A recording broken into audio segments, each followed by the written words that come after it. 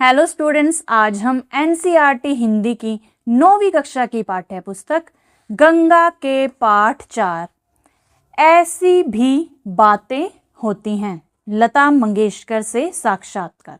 ऐसी भी बातें होती हैं, इस पाठ को पढ़ेंगे व समझेंगे। यह पाठ प्रसिद्ध गायिका लता मंगेशकर और लेखक यतीन्द्र मिश्र के बीच हुए एक साक्षात्कार पर आधारित है। साक्षात्कार यानी कि इंटरव्यू, ठीक है,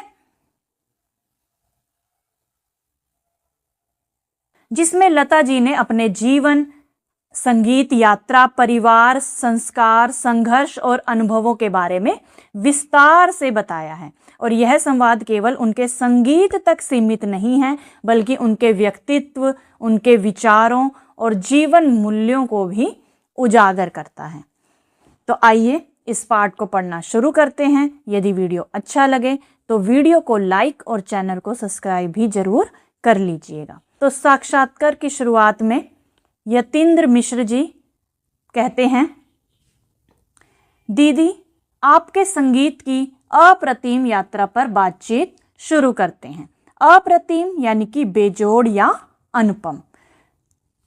इस संवाद में मेरा प्रयास यह रहेगा कि मैं संगीत में आकंठ डूबे हुए आपके महान जीवन की उन दुर्लभ छवियों से उन करोड़ों प्रशंसकों को मिलवा सकूं, जो आपको हर दिन सुनते हुए कहीं अपने जीवन को सार्थक ढंग से शुरू करने की प्रेरणा पाते हैं। तो इस संवाद में यानी इस बातचीत में मेरा प्रयास यह रहेगा, मेरी कोशिश यह रहेगी कि मैं संगीत में आकंठ, आकंठ का अर्थ होता है कंठ तक, गले तक, ठीक है, या पूर्ण रूप से, कि जो पूर्ण रूप से डूबे हुए आपके महान जीवन, जो आपका जो संगीत में आपका जो ध्यान है कि आप उसमें पूरी तरह से डूबी हुई हैं संगीत में, तो उस संगीत में आखंड डूबे हुए आपके महान जीवन की उन दुर्लभ जिसे आसानी से प्राप्त नहीं किया जा सकता, ठीक है, दुर्लभ छवियों से उन करोड़ों प्रशंसकों यानी कि जो भी आपको चाहने वाले हैं, पसंद करने वाले हैं, आपकी सराहना प्रशंसा करने वाले हैं, को मिलवा सकूं, जो आपको हर दिन सुनते हैं, कि वो आपके संगीत को, आपके गीत को हर दिन सुनते हैं और अपने जीवन को सार्थक ढंग से शुरू करने की प्रेरणा पाते हैं। और आपके जीवन के सार्थक ढंग, जो भी आपका जीवन का जो ढंग है, संघर्ष है, आपके अनुभव हैं, उनसे वो अपने जीवन की नई शुरुआत करने की प्रेरणा पाते हैं। आप अगर तैयार हों तो मैं ऐसे असंख्य शुभचिंतकों, आपके संगीत के प्रति दीवानगी की हद तक समर्पित श्रोताओं और फिल्म संगीत के प्रति आदर का भाव रखने वाले तमाम देशवासियों की ओर से प्रणाम करते हुए आपसे प्रश्न पूछूंगा। तो आगे यतीन्द्र मिश्र जी कहते हैं कि यदि आप तैयार हों तो मैं आपके बहुत सारे प्रशंसकों यानी शुभचिंतकों, आपके संगीत के प्रति बहुत ज़्यादा प्रेम रखने वाले श्रोताओं, जो भी आपको हर दिन सुनते हैं, और फिल्म संगीत का सम्मान करने वाले सभी देशवासियों की ओर से आपको नमस्कार करके आपसे प्रश्न पूछना चाहता हूँ, अगर आप अनुमति या इजाज़त दें तो। फिर उसके जवाब में लता मंगेशकर जी क्या कहती हैं, जी ज़रूर, आपका बेहद शुक्रिया कि आपका ऐसा कुछ करने का मन है। आप पूछिए, मैं आपके प्रश्नों का जवाब देने के लिए तैयार हूँ। फिर जवाब में लता मंगेशकर जी कहती हैं, जी ज़रूर, आपका बहुत बहुत धन्यवाद कि आपका ऐसा कुछ करने का मन है, और आप जो प्रश्न मुझसे पूछना चाहते हैं पूछिए, मैं उसका जवाब देने के लिए तैयार हूँ। मैं कोशिश करूँगी कि जो कुछ भी मैंने संगीत में रहते हुए जाना है उसे आपको बता सकूं। यानी लता मंगेशकर जी खुशी खुशी साक्षात्कार देने के लिए तैयार हो जाती हैं और सामने वाले का भी धन्यवाद करती हैं कि उन्होंने उनसे बात करने का सोचा। और वे कहती हैं कि आप प्रश्न पूछ सकते हैं। वे पूरी कोशिश करेंगी कि अपने संगीत जीवन के अनुभवों को आपके साथ साझा कर सकें। आपके माध्यम से ही मैं अपने करोड़ों प्रशंसकों का आभार व्यक्त करती हूँ, जो उन्होंने मुझे इतना प्रेम और सम्मान दे रखा है। मुझे तो यह भी लगता है कि जितना प्रेम मुझे मिला है, शायद गाकर उतना आभार मैं अपने प्रशंसकों के प्रति जता नहीं पाई हूँ। साथ ही वे यह भी कहती हैं कि आपके माध्यम से, यानी यतीन्द्र मिश्र जी के माध्यम से, वो अपने करोड़ों प्रशंसकों, जो उनको चाहने वाले हैं, उनकी प्रशंसा, उनकी सराहना करने वाले हैं, उन सभी को धन्यवाद देना चाहती हैं जिन्होंने उन्हें बहुत प्यार और सम्मान दिया है। उन्हें ऐसा लगता है कि उन्हें जितना प्रेम मिला है उतना आभार वे अपने गीतों के माध्यम से भी पूरी तरह व्यक्त नहीं कर पाई हैं। फिर आगे यतीन्द्र मिश्र जी पूछते हैं कि आपके पिताजी पंडित दीनानाथ मंगेशकर की वे कौन कौन सी स्मृतियां हैं जो आज भी आपके स्मरण में जीवित हैं, जिनको याद करना आपको सुख से भरता है। ठीक है, तो वो उनके पिताजी के बारे में पूछते हैं। उनके पिताजी का क्या नाम है? पंडित दीनानाथ मंगेशकर। तो वो पूछते हैं कि आपके पिताजी की वो कौन कौन सी स्मृतियां यानी यादें हैं, स्मृतियां यानी कि यादें हैं जो आज भी आपके स्मरण में, जो आज भी आपकी यादों में जीवित हैं, जिनको याद करना आपको सुख से भरता है, यानी कि खुशी देता है। फिर लता मंगेशकर जी कहती हैं, कई बातें हैं जैसे हम लोग बचपन में जब बहुत शरारत करते थे तब पिताजी सबको बुलाकर अपने सामने खड़ा करते थे। वे बस हमको गंभीरता से देखते थे और इतने में ही हमारा रोना शुरू हो जाता था। मतलब वे कुछ कहते नहीं थे, न ही किसी बात पर डांट पड़ती थी, मगर हम सभी समझ जाते थे कि हमको बुलाया किस लिए गया है।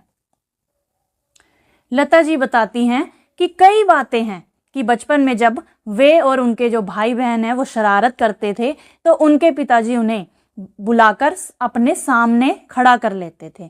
वे कुछ कहते नहीं थे, यानी उन्हें डांटा नहीं जाता था, लेकिन उनके पिताजी जब उन्हें गंभीरता से देखते थे तो उसी से वो डर जाते थे और रोने लग जाते थे।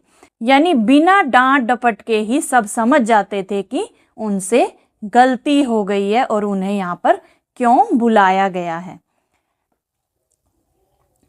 पिताजी उस समय पूछते थे, समझ गए ना? इस पर हम लोग कहते थे, हाँ हम लोग समझ गए। इसके बाद वे कहते थे, अच्छा अब जाओ बाहर जाकर खेलो। इस तरह हमारे पिताजी का गुस्सा था जो बिना कुछ कहे ही हम भाई बहनों को डरा देता था। फिर वो कहती हैं कि फिर पिताजी पूछते थे, समझ गए ना? और बच्चे हाँ कह देते थे। इसके बाद वे प्यार से उन्हें खेलने भेज देते थे। यानी उनके पिताजी का जो गुस्सा है वह बहुत शांत था लेकिन प्रभावशाली था। मेरे पिताजी कमाल के आदमी थे जिन्हें मैंने हमेशा अपने काम और संगीत में डूबा हुआ ही देखा।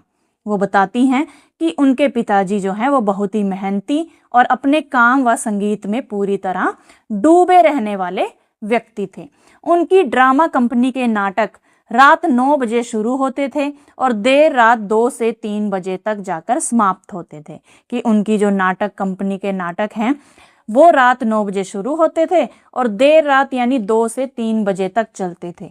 इतनी देर एक नाटक में समय इसलिए लगता था कि एक नाटक के 5 अंक होते थे। फिर उसमें लंबी लंबी रागदारी वाले गायन की भी परंपरा थी।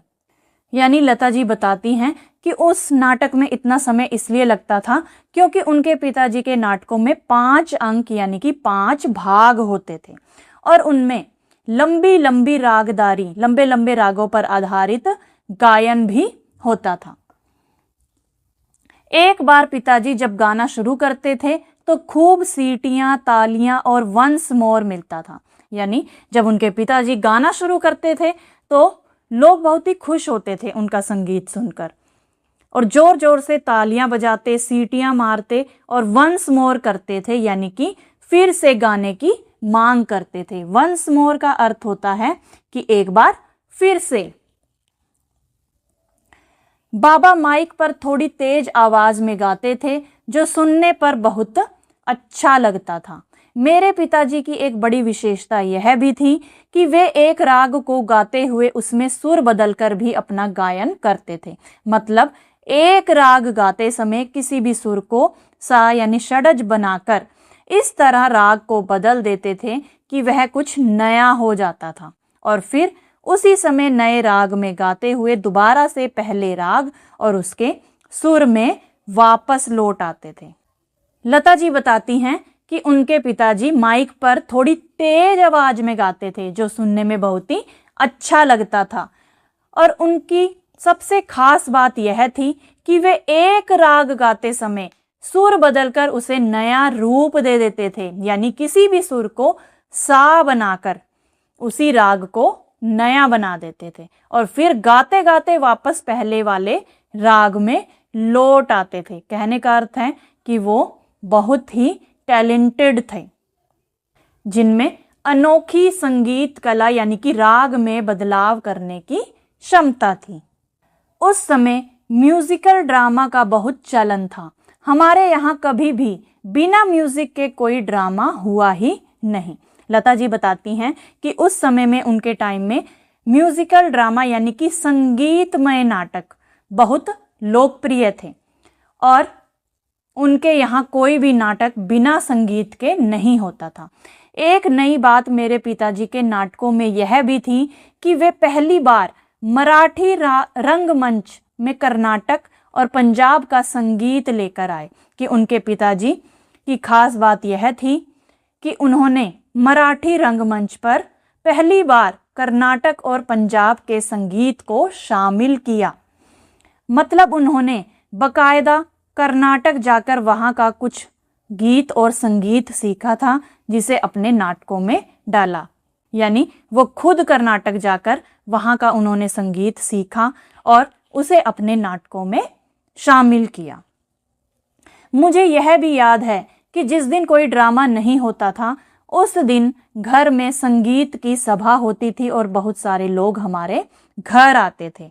फिर वो आगे बताती हैं कि जब घर में नाटक नहीं होता था तब उनके घर पर संगीत की महफिल यानी सभा लगती थी जिसमें कई लोग उनके घर पर आते थे। फिर वे उसमें नाटक का कोई गीत नहीं गाते थे बल्कि उस दिन सिर्फ शास्त्रीय संगीत होता था। मेरे पिताजी के गाए हुए शास्त्रीय संगीत के कई रिकॉर्ड HMV से रिलीज हुए हैं और जहां तक मुझे याद पड़ता है कि एक रिकॉर्ड उन्होंने राग जय जयवंती का भी बनाया था जिसे मेगाफोन कंपनी ने बाजार में उतारा।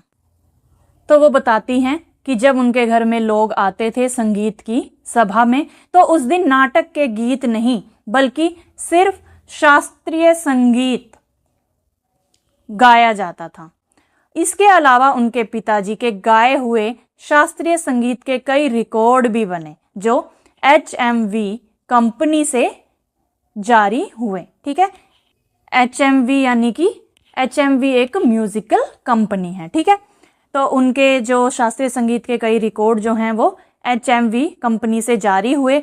उन्हें याद है कि एक रिकॉर्ड राग जय जयवंती का भी था जिसे मेगाफोन कंपनी ने बाजार में निकाला था। फिर आगे यतीन्द्र मिश्र जी पूछते हैं, पिताजी से संगीत के अलावा आपने क्या क्या और सीखा? कि आपने अपने पिताजी से संगीत के अलावा और क्या क्या सीखा? फिर उसके जवाब में लता मंगेशकर जी कहती हैं, सबसे ज़्यादा तो स्वाभिमान से जीने की प्रेरणा।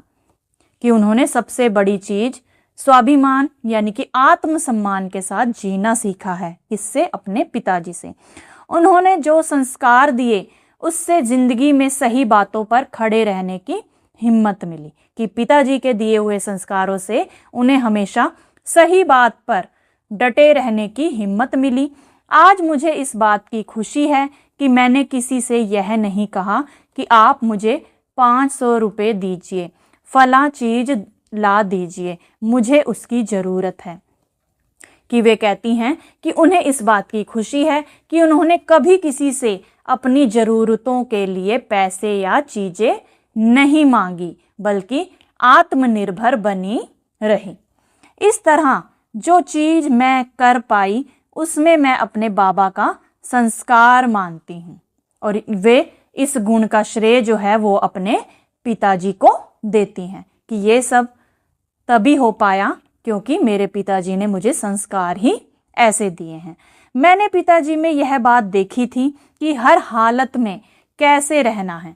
यह मेरे पिताजी ने ही मुझे सिखाया था कि अगर कोई बात तुम्हें सही लगती है तो उसे करो और किसी के आगे झुकने की जरूरत नहीं है। साथ ही वो बताती हैं कि उन्होंने अपने पिताजी से यह भी सीखा है कि हर परिस्थिति में, चाहे कोई भी परिस्थिति हो, कोई भी सिचुएशन हो, उसमें कैसे जीना है और अगर कोई बात आपको सही लगती है तो उसे बिना डरे करना चाहिए और किसी के भी सामने झुकने की जरूरत नहीं है अगर आप सही हो तो।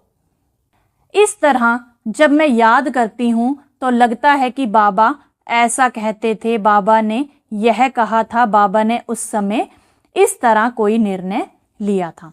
ठीक है, तो वो अपने पिताजी को याद करती हैं कि कैसे उन्होंने सिखाया था कि कभी किसी के आगे झुकने या हाथ फैलाने की ज़रूरत नहीं है, बल्कि हमेशा स्वाभिमान के साथ जीना चाहिए। और वे जब अपने जीवन को याद करती हैं तो उनके पिताजी की कही गई बातें और उनके फैसले उनके बहुत काम आते हैं।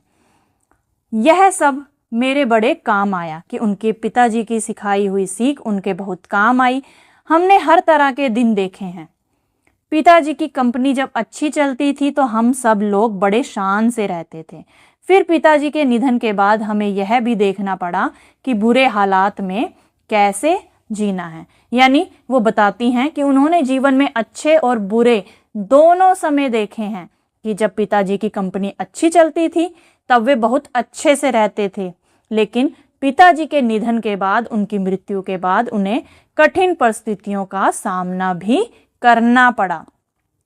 मेरी माँ का भी वही संस्कार था कि कैसे भी स्वाभिमान के साथ जी लेना है, मगर किसी के आगे जाकर हाथ नहीं पसारना है। उनकी माँ ने भी यही सिखाया है कि चाहे जैसे हालात हों, जैसा भी समय हो, आत्मसम्मान बनाए रखो, अपने आत्मसम्मान के साथ जियो और किसी से मदद के लिए हाथ मत फैलाओ। और देखिए ये सब बातें मेरे कितने काम आई हैं। आज मेरे पास पैसे हैं और नाम है। हम आज जहाँ रहते हैं वह भले ही इतना छोटा सा घर है, पर उसमें हम लोग बहुत खुश हैं। इस बात के लिए भी ईश्वर को धन्यवाद करते हैं कि बाबा ने जैसा सिखाया था उस पर हम सभी भाई बहनों ने चलने का प्रयास किया। ठीक है, तो यहाँ पर लता जी बताती हैं कि इन संस्कारों की वजह से ही आज वे सफल हैं। उनके पास आज नाम है, धन है, लेकिन वे छोटे से घर में भी खुश और संतुष्ट हैं और इसके लिए वो ईश्वर का धन्यवाद करती हैं और कहती हैं कि जो बाबा ने हमें सिखाया, यानी उनके पिताजी ने उन्हें सिखाया, उस पर उनके सभी भाई बहनों ने चलने का प्रयास किया, कोशिश की। फिर आगे यतीन्द्र मिश्र जी पूछते हैं, बचपन में आप सभी भाई बहन फिल्में देखकर उसकी नकल उतारते थे। किसी खास फिल्म को देखकर उसकी नकल का स्मरण करेंगी? तो यहाँ यतीन्द्र मिश्र जी पूछते हैं उनसे कि बचपन में आप सभी भाई बहन फिल्में देखकर उसकी नकल उतारते थे, एक्टिंग करते थे, कि क्या आप उस किस्से के बारे में हमें बताएंगी, उसकी याद के बारे में, अपने अनुभव के बारे में हमें बताएंगी? फिर लता मंगेशकर जी क्या कहती हैं, हंसते हुए, अरे यह तो हम सब भाई बहन बहुत करते थे। फिल्में ही थी जो मनोरंजन का एक ऐसा माध्यम थी जिनको देखकर बच्चे अपने ढंग से कुछ कुछ करते रहते थे। तो यतीन्द्र मिश्र के इस प्रश्न पर लता जी बताती हैं कि बचपन में वे और उनके भाई बहन फिल्में देखकर उनकी नकल उतारते थे और उस समय फिल्में ही बच्चों के लिए मनोरंजन का मुख्य साधन थी, इसलिए उन्हें देखकर बच्चे अपने तरीके से अभिनय करते थे। मुझे याद है कि प्रभात फिल्म कंपनी की एक पिक्चर थी संत तुकाराम। फिल्म में दिखाया गया है कि तुकाराम सधे बैकुंठ जाते हैं और उन्हें लेने ईश्वर का विमान आता है। कि वे बताती हैं कि एक खास उदाहरण देते हुए कि फिल्म संत तुकाराम का, कि इस फिल्म में दिखाया गया है कि जो संत तुकाराम थे वो भगवान के विमान में स्वर्ग जाते हैं और एक गीत गाते हैं। तो वे यह गीत गाते हुए स्वर्ग जाते हैं। अम्मी जातो अमचा गावा, अमचा राम राम ध्यावा, कि मैं अपने गांव जा रहा हूं, सभी लोग मेरा राम राम ले लीजिए। ठीक है, तो वो ये गीत गाते हुए स्वर्ग को जाते हैं। हम कमरे में घर भर के गद्दे तकिए एक के ऊपर एक रखकर ऊंचा स्वर्ग बनाते थे, जिस पर चढ़कर मैं बैठती थी और वहीं से यह गीत गाती थी। नीचे कमरे में मीना, मेरे फूफा का बेटा, पंडरीनाथ और आशा, ये तीनों तुकाराम के अनुयायी बनकर रोते थे और कहते थे, हमें भी साथ ले लीजिए, हमें भी साथ ले चलिए। खिलखिलाकर हंसती हैं। कि वे बताती हैं कि वे लोग घर में गद्दे और तकिए लगाकर एक ऊंचा स्वर्ग बनाते थे और लता जी ऊपर बैठकर तुकाराम बनती थी और वही गीत वो गाती थी। और उनके जो भाई बहन हैं वो उनके अनुयायी बनकर रोते थे और कहते थे कि हमें भी साथ ले चलो, कि हम आपके बिना नहीं रह सकते, हमें भी साथ ले चलो। ठीक है, अनुयायी का मतलब अर्थ होता है पीछे चलने वाले। उस समय उषा बहुत छोटी थी, इसलिए वह इन नाटकों में नहीं रहती थी। वो बताती हैं कि उस समय उनकी जो बहन उषा है वो बहुत ही छोटी थी, इसलिए वह इन नाटकों में हिस्सा नहीं लेती थी। तो यह सब होता था। तो वो बताती हैं ये सब होता था। हम बहुत सारी फिल्मों की नकल उतारते थे, जिनमें धार्मिक फिल्में ज़्यादा होती थी, क्योंकि पिताजी धार्मिक और देशभक्ति की फिल्मों के अलावा दूसरी फिल्में नहीं देखने देते थे। वो बताती हैं कि वो बहुत सारी फिल्मों की जो है एक्टिंग करते थे, नकल उतारते थे, लेकिन उनमें ज़्यादातर फिल्में क्या होती थी, धार्मिक होती थी, क्योंकि उनके पिताजी जो हैं वो धार्मिक और देशभक्ति वाली फिल्में ही उन्हें देखने देते थे। उसके अलावा कोई भी फिल्म उन्हें देखने नहीं दी जाती थी। उनका सख्त अनुशासन था और यह सब काम चोरी चोरी तब होता था जब पिताजी घर के बाहर हों और यह जान ना पाए कि घर में फिल्मों का खेल खेला जा रहा है। और उनके पिताजी बहुत ही अनुशासित थे, अनुशासन में रखते थे उन्हें, और जो वो एक्टिंग करते थे फिल्मों की वो तब करते थे चोरी चोरी जब उनके पिताजी घर से बाहर जाते थे और उन्हें पता नहीं लग पाता था कि घर में क्या चल रहा है। बच्चे फिल्मों की एक्टिंग कर रहे हैं, उसका खेल खेल रहे हैं। फिर आगे यतीन्द्र मिश्र जी पूछते हैं, अगर किसी फिल्म में आपको अभिनय करने को कहा जाता तो वह कौन सी फिल्म होती जिसमें आप काम करना पसंद करती? कि वो पूछते हैं कि अगर किसी फिल्म में आपको एक्टिंग करने का, अभिनय यानी कि एक्टिंग करने का मौका मिलता या कहा जाता तो वह कौन सी फिल्म होती जिसमें आप काम करना पसंद करती? फिर इसके जवाब में लता मंगेशकर जी बताती हैं, नहीं, मैंने शुरू में तो फिल्मों में काम ही किया था और कुल 6 या 7 फिल्मों में किया था। मैं बहुत छोटी थी उस समय जब फिल्मों की दुनिया में अभिनय के मार्फत ही आई। मार्फत का अर्थ होता है बच्चों माध्यम। ठीक है, कि फिल्मों के माध्यम से ही वो इस फिल्मों की दुनिया में, संगीत की दुनिया में आई थी। ठीक है, तो नहीं, मैंने शुरू में तो फिल्मों में ही काम किया था। वो बताती हैं कि उन्होंने अपने करियर की शुरुआत जो है वो फिल्मों में एक्टिंग से ही की थी और कुल उन्होंने 6 या 7 फिल्मों में काम किया था और उस समय वह बहुत ही छोटी थी और फिल्मों की दुनिया में एक्टिंग के माध्यम से ही वो आई थी। मुझे कभी अच्छा नहीं लगा मेकअप करना, लाइट के सामने जाना, और काफ़ी लोग खड़े हैं तो उनके सामने कभी रो रहे हैं और कभी हंस रहे हैं, गा भी रहे हैं, मुझे वह कभी अच्छा नहीं लगा। लेकिन उन्हें मेकअप करना, तेज लाइट के सामने अभिनय करना, एक्टिंग करना और लोगों के सामने रोना हंसना बिल्कुल पसंद नहीं था।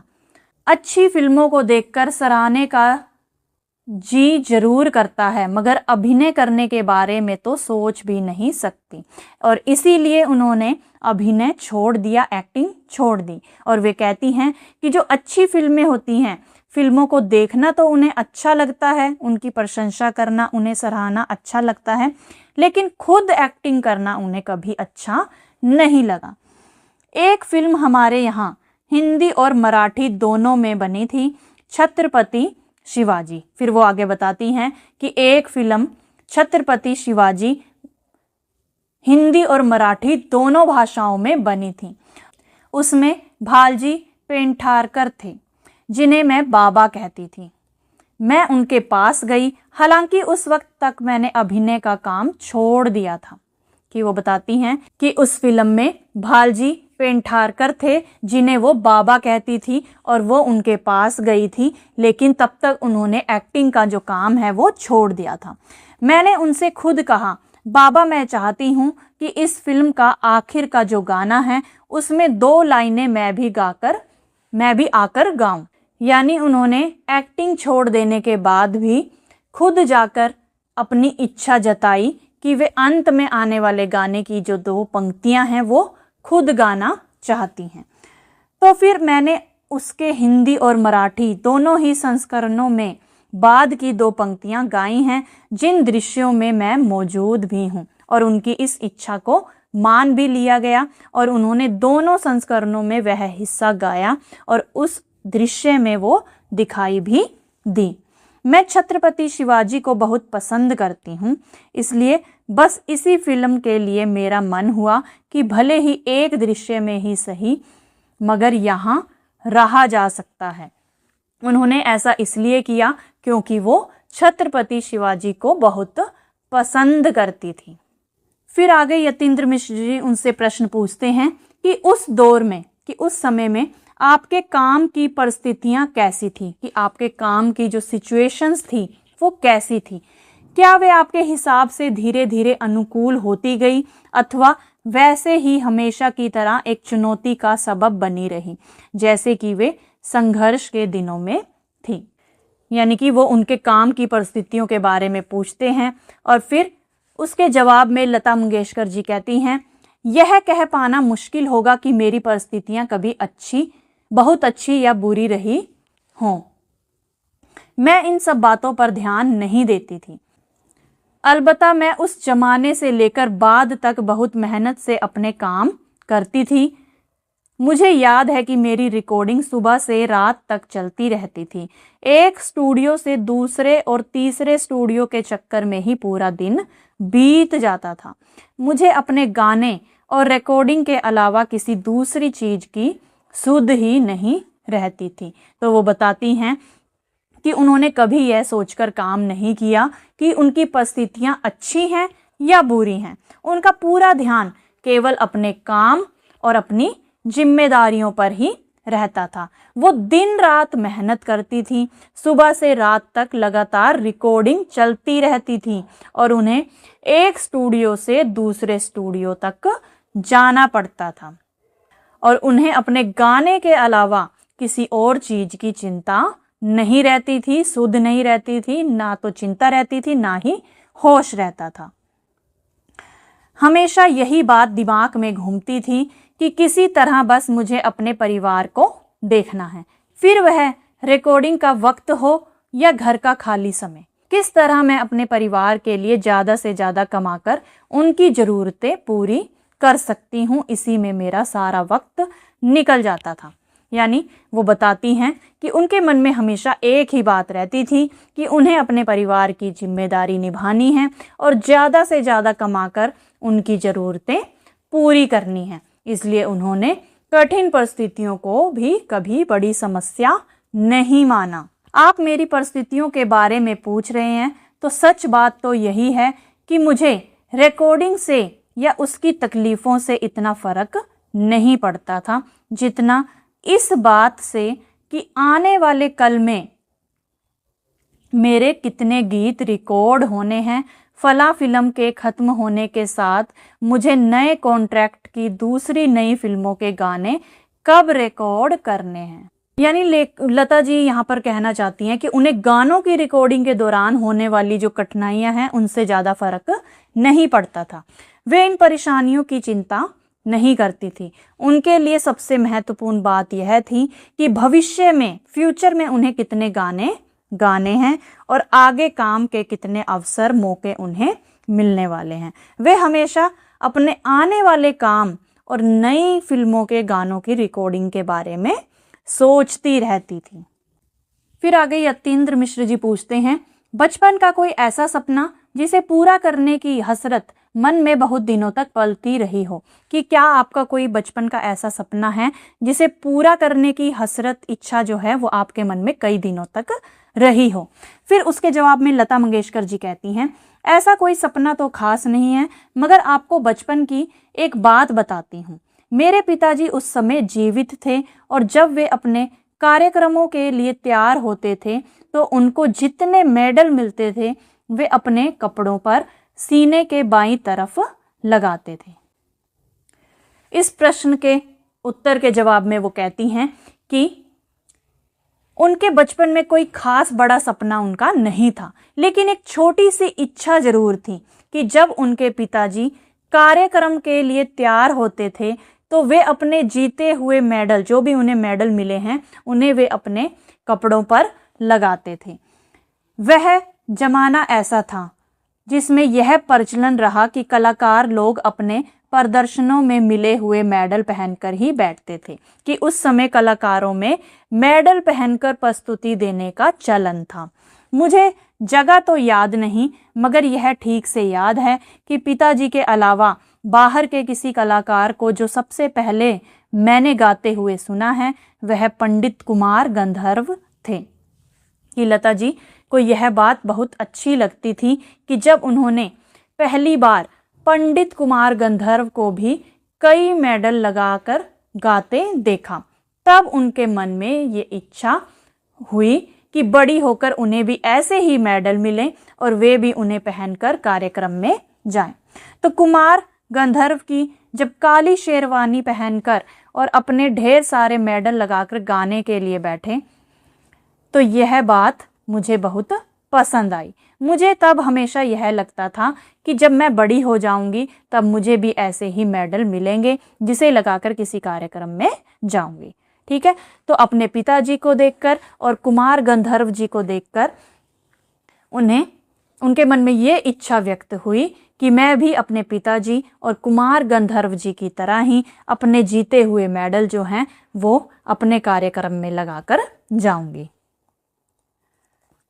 फिर आगे यतीन्द्र मिश्र जी लता जी से पूछते हैं, अगर हम समय के चक्र यानी टाइम मशीन को घुमाकर सन 1949 से 50 में ले जाएं तो आपके फिल्मों से संबंधित सांगीतिक जीवन की शुरुआत में खेमचंद प्रकाश, शंकर जयकिशन, हुस्नलाल भगतराम जैसे म्यूजिक डायरेक्टर आते हैं और आपको एक मजबूत जमीन बनाने के लिए आएगा आने वाला महल, हवा में उड़ता जाए मोरा लाल दुपट्टा मलमल का, बरसात फिल्म से, ठीक है, ये गाने दिए गए हैं। आएगा आने वाला जो कि महल फिल्म से है, ठीक है, और हवा में उड़ता जाए मोरा लाल दुपट्टा मलमल का ये बरसात फिल्म से है, ठीक है। और चले जाना नहीं नैन मिला के ये बड़ी बहन फिल्म से लिया गया है। जैसे गाने मिलते हैं, इससे एक नए युग का सूत्रपात होता है जो कहीं आपके कद को बड़ा बनाने में मददगार रहता है। मैं यह जानना चाहता हूँ, यदि उस जमाने में AR रहमान आए होते, जतिन ललित आए होते, शंकर एहसान लोए होते तो ये सारे गाने कैसे बनते? उस समय आएगा आने वाला की आमद कैसी होती? आमद का अर्थ है बच्चों आए, ठीक है। तो यहाँ यतीन्द्र मिश्र जी प्रश्न पूछते हैं कि अगर हम समय को पीछे ले जाएं यानी 1949 से 1950 के दौर में, तो उस समय लता जी के संगीत जीवन की शुरुआत हो रही थी। तो उन्हें खेमचंद प्रकाश, शंकर जयकिशन, हुस्नलाल भगतराम जैसे प्रसिद्ध संगीतकारों के साथ काम करने का मौका मिला और उन्हीं के कारण उन्हें आएगा आने वाला, हवा में उड़ता जाए और चले जाना नहीं जैसे मशहूर गाने मिले, जिनसे उनका नाम बहुत बड़ा हो गया और एक नए संगीत युग की शुरुआत हुई। फिर इसके बाद वे कल्पना करते हुए कहते हैं कि अगर उसी समय आज के संगीतकार जैसे AR रहमान, जो आज के टाइम के संगीतकार हैं, AR रहमान, जतिन ललित और शंकर एहसान लोए, तो ये गाने किस तरह के बनते? खास तौर पर वे जानना चाहते हैं कि आएगा आने वाला गाने की शुरुआत उस समय कैसे अलग होती। ठीक है, तो आमद का अर्थ आए है, यानी कैसे आया, कि गाना कैसे आया, उसकी शुरुआत कैसे हुई, गाने की शुरुआत। ठीक है, तो ये प्रश्न जो यतीन्द्र मिश्र जी लता जी से पूछते हैं। फिर उसके जवाब में लता जी क्या कहती हैं, यह प्रश्न पुराने और नए संगीत के बीच तुलना करते हुए यह जानने की कोशिश है कि अलग अलग दौर के संगीतकार एक ही गाने को किस तरह अलग ढंग से प्रस्तुत करते। तो इसके जवाब में लता जी कहती हैं, हंसते हुए, बड़ा मज़ेदार प्रश्न है आपका, कि आपका जो प्रश्न है वो बहुत ही मज़ेदार है, कहना मुश्किल है, इस पर क्या बोलूं, समझ में नहीं आ रहा है कि वाकई अगर ऐसा हुआ होता तो ये गाने कैसे बनते। कि ये प्रश्न जो है मज़ेदार है लेकिन थोड़ा कठिन सवाल है, और उनके लिए यह बताना मुश्किल है कि अगर पुराने समय के गाने आज के संगीतकार जैसे AR रहमान या जतिन ललित बनाते तो वे कैसे होते। यह विचार और कल्पना तो सुनने में अच्छी लगती है, पर मैं पूरी तरह इसका आंकलन नहीं कर सकती कि आएगा आने वाला को AR रहमान ने बनाया होता या हवा में उड़ता जाए को जतिन ललित ने, तो कैसा प्रभाव पैदा होता। वे कहती हैं कि यह सिर्फ कल्पना है, कि अगर आएगा आने वाला गाने को AR रहमान जी बनाते और हवा में उड़ता जाए को जतिन ललित जी बनाते तो उस पर कैसा, उस गाने का प्रभाव जो है वो कैसा होता। मगर मैं इतना जरूर मानती हूँ कि कुछ बहुत बढ़िया होता या बिल्कुल दूसरे अंदाज में सामने आता, जिसकी शायद धुनें और तर्ज भी अलग होते। लेकिन मैं इतना जरूर कह सकती हूँ कि गाने बहुत ही अच्छे बनते या बिल्कुल नए और अलग अंदाज में सामने आते, जिनकी धुन और शैली भी अलग होती। मैं आपसे प्रश्न करती हूँ कि जो मेरे गाने रहमान ने बनाए या जतिन ललित के लिए मैंने मेरे ख्वाबों में जो आए दिलवाले दुल्हनिया ले जाएंगे गाया है। ठीक है, आपने भी ये गाना सुना होगा, दिलवाले दुल्हनिया ले जाएंगे फिल्म का, कि मेरे ख्वाबों में जो आए। ठीक है, उसे श्याम सुंदर जी, नौशाद साहब या अनिल विश्वास ने रचा होता तो आपके लिहाज से वह किस तरह बनता।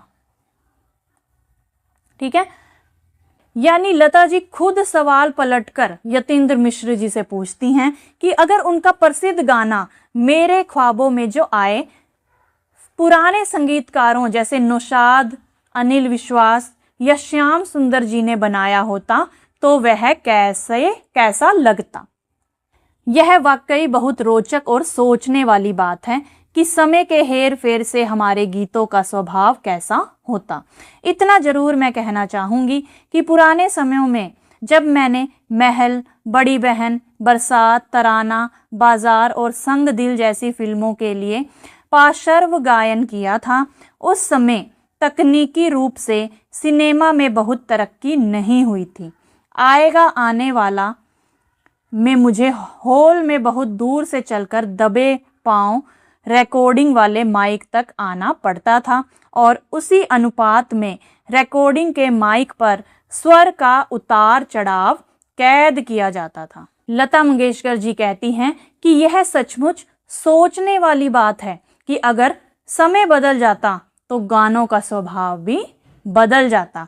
वे बताती हैं कि जब उन्होंने महल, बड़ी बहन, बरसात, तराना, ठीक है, संग दिल, बाजार जैसी फिल्मों में गाने गाए, उस समय सिनेमा में तकनीक आज जितनी विकसित नहीं थी। तो बच्चों यहाँ पर एक शब्द आया है पार्श्व गायन, ठीक है, जिसका अर्थ होता है पर्दे के पीछे से गाना या नेपथ्य गायन, जिसे प्लेबैक सिंगिंग कहते हैं। ठीक है, यानी उस समय लता जी प्लेबैक सिंगर थी, यानी पर्दे के पीछे से वो गीत गाती थी और उस समय तकनीकी जो है वो तकनीक आज जितनी विकसित नहीं हुई थी जितनी आज के समय में है।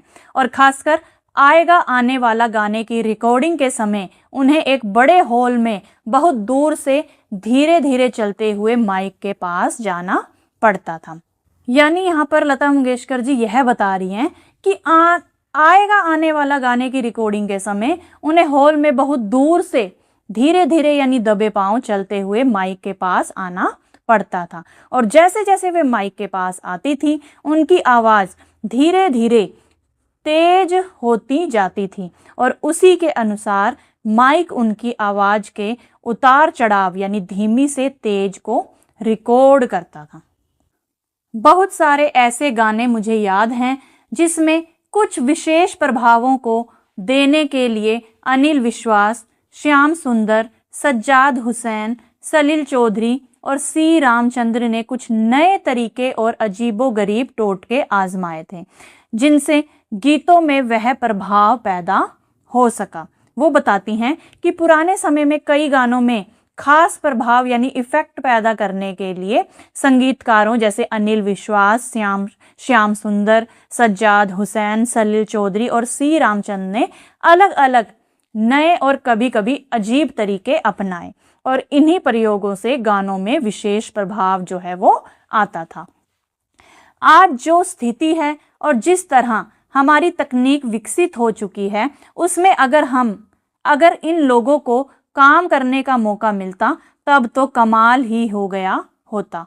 फिर वो बताती हैं कि आज तकनीक बहुत विकसित हो चुकी है और अगर उन पुराने संगीतकारों को आज के समय में काम करने का मौका मिलता तो वे और भी शानदार और उन्नत संगीत बना सकते थे। यानी तब तो संगीत की दुनिया में कमाल ही हो जाता। न जाने कितना और अधिक एडवांस किस्म का ये लोग संगीत रच पाते, आप सोच सकते हैं। ठीक उसी तरह जैसा सुंदर और स्तरीय संगीत आज के संगीतकार बना रहे हैं, रहमान, जतिन ललित और तमाम अन्य लोग अगर पीछे जाकर काम करते तो कितनी मुश्किलें आती और कितना संघर्ष करते हुए वे सब अपना गाना बनाते, इसका अंदाजा भी लगाया जा सकता है। और इसी तरह वो आज के संगीतकारों के बारे में भी बात करती हैं कि जैसे AR रहमान और जतिन ललित अगर पुराने समय में काम करते तो उन्हें भी कई कठिनाइयों और संघर्षों का सामना करना पड़ता। मेरे लिए भी यह कम चुनौती की बात नहीं कि मैं अनिल विश्वास की धुनों जैसा काम रहमान के साथ कर रही होती और उसी तरह इन नए लोगों की धुनों पर नौशाद साहब के लिए रिकॉर्ड करती तो कैसा होता।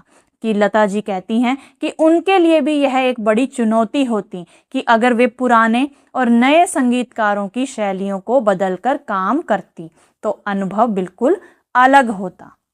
यानी यहाँ पर वे यह कहना चाहती हैं कि पुराने और नए समय की जो तकनीक और परिस्थितियां हैं वो अलग हैं, इसलिए हर दौर के संगीतकार अपने अपने तरीके से संगीत बनाते हैं और दोनों ही अपने अपने समय में विशेष और महत्वपूर्ण हैं।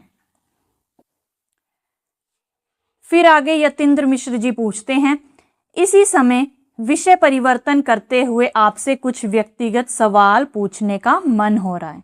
इस संदर्भ में आपके व्यक्तित्व को देखते हुए यह बात दिमाग में आती है कि आपने रंगों से हमेशा परहेज किया है, विशेषकर अपने पहनावे में भी इस बात का ध्यान रखा कि कहीं से भी रंगों की कोई भी दर्शना अभिव्यक्त ना हो सके।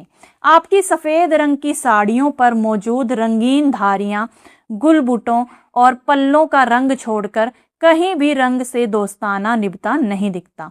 ऐसे में एक ख्याल मन में आता है कि आप रंगों का त्योहार होली कैसे मनाती होंगी।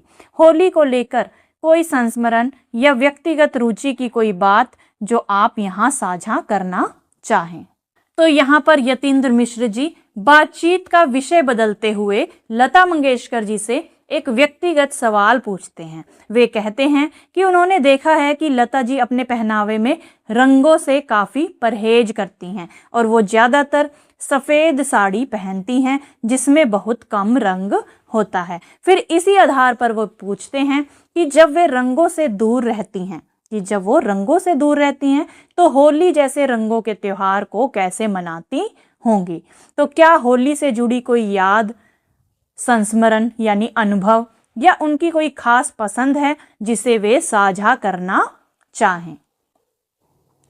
यानी लता जी के जो कपड़े होते थे वो सफ़ेद रंग के होते थे और उनमें रंग जो है वो बहुत ही कम होता था, या तो बॉर्डर होता था, ठीक है, या रंगीन धारियां होती थी, या थोड़े छोटे छोटे फूल बने होते थे, बस उससे ज़्यादा नहीं होता था, ठीक है। तो इसीलिए वो पूछते हैं कि आप होली का त्यौहार कैसे मनाती होंगी जब आप रंगों से इतना परहेज करती हैं। तो यहाँ संस्मरण का अर्थ है कि कोई अनुभव या व्यक्तिगत रुचि, आपकी कोई खास पसंद जिसे आप हमसे साझा करना चाहें, हमसे शेयर करना चाहें। तो इसके जवाब में लता जी कहती हैं, हम होली खेलते थे, यह बहुत पहले की बात है जब मेरे पिताजी जीवित थे। आजकल तो मैंने होली खेलना ही बंद कर दिया है। पहले सारा दिन रंग खेलना और भीगना और बाद में जाकर देर शाम तक नहाना, अब यह सब सालों से अच्छा नहीं लगता है। यह जो होली पूरे देश में प्रचलित है, हम उसे होली की तरह नहीं मनाते थे। मेरा मतलब यह है कि होली के एक दिन पहले जब होली जलाते हैं और उस समय होलिका की पूजा होती है, उसमें जो प्रसाद चढ़ाया जाता है, उन तमाम तरह की मिठाइयों को होलिका में डालते हैं। नारियल भी होलिका में आखिरी में जलाया जाता है, जिसे जल जाने के बाद आग से निकालकर उसे तोड़कर प्रसाद लेते हैं। वह जो राख बनती है उसे उठाकर दूसरे दिन एक दूसरे पर डालते हैं। इसे हम लोग गुड़वड़ कहते हैं। तो यहाँ पर लता मंगेशकर जी बताती हैं कि वे बचपन में होली खेलती थी, होली का त्यौहार मनाती थी जब उनके पिताजी जीवित थे, लेकिन अब उन्होंने होली खेलना बंद कर दिया है क्योंकि पूरे दिन रंग खेलना और देर तक नहाना उन्हें अच्छा नहीं लगता। वे कहती हैं कि उनके घर में होली आज की तरह रंगों से भरी नहीं मनाई जाती थी, बल्कि धार्मिक और पारंपरिक तरीके से मनाई जाती थी। और कैसे मनाई जाती थी कि होली के एक दिन पहले होलिका दहन के दिन, उस दिन होलिका दहन के समय पर पूजा होती थी और मिठाइयाँ व नारियल अग्नि में अर्पित किए जाते थे और बाद में उस जले हुए नारियल को प्रसाद के रूप में खाया जाता था। और अगले दिन होलिका की राख को एक दूसरे पर लगाया जाता था, जिसे वे गुड़वड़ कहते थे। होली के बाद 5वें दिन रंग पंचमी आती है। उस दिन मेरी माँ और पिताजी हम सब भाई बहनों पर केसर घोलकर थोड़ा छिड़कते थे। माँ घर में कुछ मीठा बनाती थी जो भगवान को चढ़ाकर हमें प्रसाद में खाने को मिलता था। हम सभी की अलग अलग आरतियाँ भी माँ उतारती थी और इस तरह हमारे घर में बचपन में होली का त्यौहार मनता था। यह होली जो आजकल प्रचलित है, इसका कोई प्रभाव हमारे घर में नहीं था। आगे वो कहती हैं कि होली के बाद 5वें दिन रंग पंचमी आती है और रंग पंचमी पर उनके माता पिता केसर का पानी हल्का सा उन पर छिड़कते हैं। केसर को पानी में घोलकर उस पानी को उन पर छिड़कते हैं और उनकी माँ घर में कुछ मीठा बनाती हैं और पहले भगवान को चढ़ाया जाता है वो, और फिर प्रसाद के रूप में हमें दिया जाता है। और उनकी माँ जो है वो सबकी आरती भी उतारती हैं और इस प्रकार वो होली का त्यौहार मनाते थे। और यह होली जो आजकल प्रचलित है, उसका प्रभाव जो है वो उनके घर पर नहीं था। यानी लता जी के घर में होली जो है वो सादगी और धार्मिक परंपराओं के साथ मनाई जाती थी, ना कि आज की तरह जिसमें लोग एक दूसरे पर बहुत ज़्यादा रंग गेर देते हैं, पक्के पक्के रंग लगा देते हैं, शोर शराबा करते हैं। तो ऐसी होली जो है उनके घर में नहीं मनाई जाती थी। हमारे यहाँ दशहरा और दिवाली का ज़्यादा महत्व था। नवरात्रि भी बहुत धूमधाम के साथ हम लोगों के यहाँ मनती है। नवरात्रि के पहले दिन हम गुड़ी पड़वा मनाते हैं, जिसका विशेष महत्व है। तो लता जी बताती हैं कि उनके घर में दशहरा और दिवाली का बहुत ही अधिक महत्व था और साथ ही नवरात्रि का त्यौहार भी बड़े ही उत्साह और धूमधाम से मनाया जाता था। और वो कहती हैं कि नवरात्रि की शुरुआत में वो गुड़ी पड़वा मनाते थे। गुड़ी पड़वा की शुरुआत जो है वो नवरात्रि के पहले दिन होती थी और जिसका विशेष महत्व था। इसमें हम घर में बाहर गुड़ी बांधते हैं और कलश स्थापना करते हैं।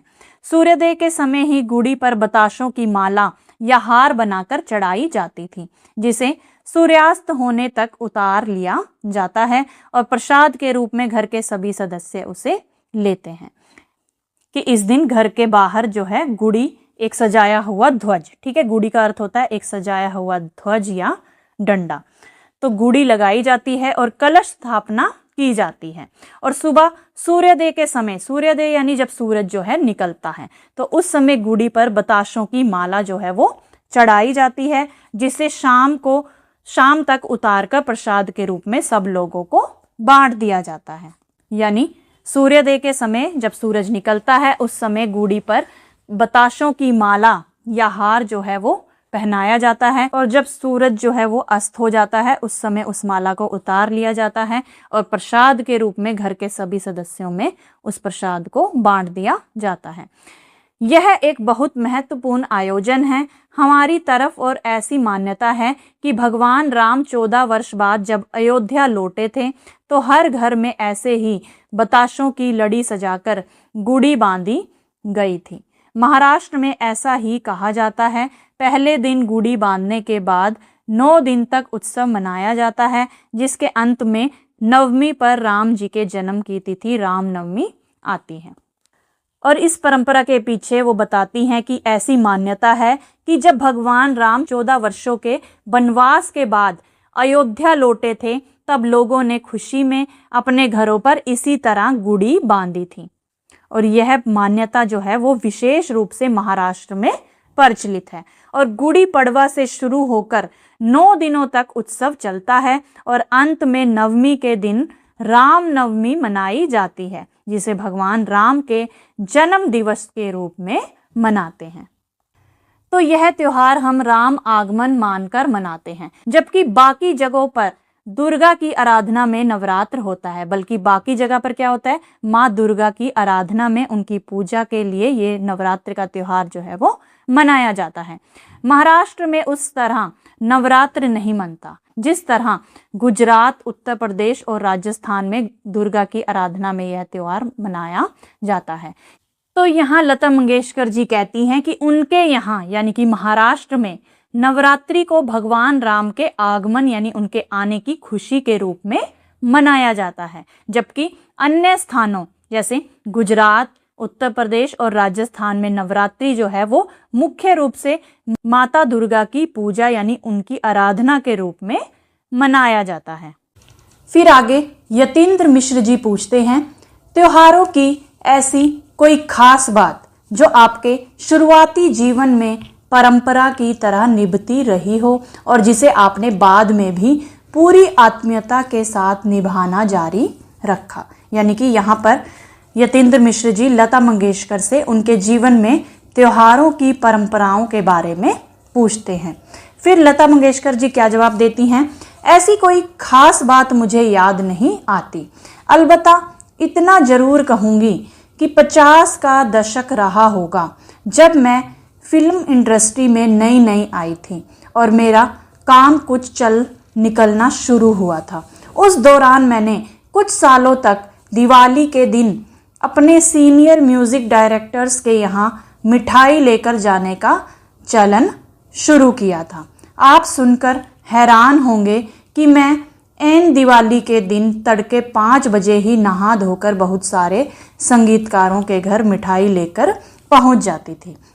तो लता जी यहाँ पर बताती हैं कि उन्हें बचपन की कोई विशेष परंपरा तो याद नहीं आती, लेकिन फिल्म जगत में आने के बाद उन्होंने एक सुंदर परंपरा शुरू की थी। तो वो परंपरा क्या थी कि वे कहती हैं जब उनका काम फिल्म इंडस्ट्री में चलने लगा तब वे हर दिवाली पर अपने वरिष्ठ यानी सीनियर संगीतकारों के घर मिठाई लेकर जाती थी। इससे उनके मन में बड़ों के प्रति सम्मान और अपनापन दिखाई देता है। वे बताती हैं कि वे दिवाली के दिन बहुत सुबह लगभग 5 बजे ही तैयार होकर संगीतकारों के घर पहुंच जाती थी। तो इससे पता चलता है कि वो त्योहारों को पूरे उत्साह और आत्मीयता से मनाती थी।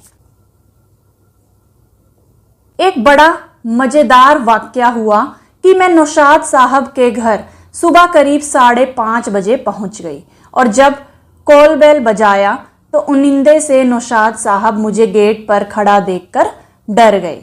वे डरकर पूछने लगे, लता बाई सब खैरियत तो है, इतने सवेरे क्या मुसीबत आन पड़ी?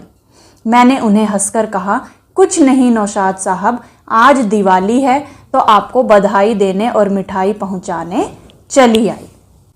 तो वो एक मजेदार घटना बताती हैं कि एक बार वे सुबह सुबह नौशाद साहब के घर लगभग 5:30 बजे सुबह सुबह पहुंच गई और जब उन्होंने डोरबेल बजाई, कॉल बेल यानी डोरबेल बजाई, तो उनिंदे से यानी कि सोए हुए थे नौशाद साहब, तो वो आधी नींद में थे और उन्होंने गेट पर जब लता जी को खड़े देखा तो वो एकदम से डर गए। उन्हें लगा कि कहीं कोई बात तो नहीं होगी।